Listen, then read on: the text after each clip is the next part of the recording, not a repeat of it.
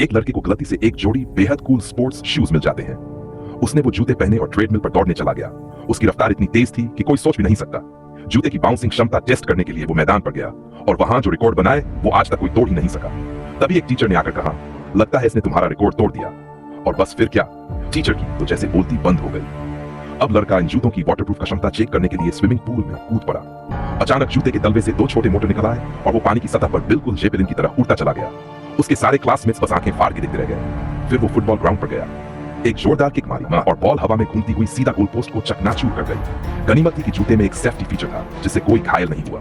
इतनी तबाही के बाद सिक्योरिटी गार्ड आया और बोला, रुक जा तू। लेकिन लड़के ने बिना कुछ सोचे सीधा वहीं से उड़ान भर दी जैसे कोई रॉकेट लॉन्च हुआ हो।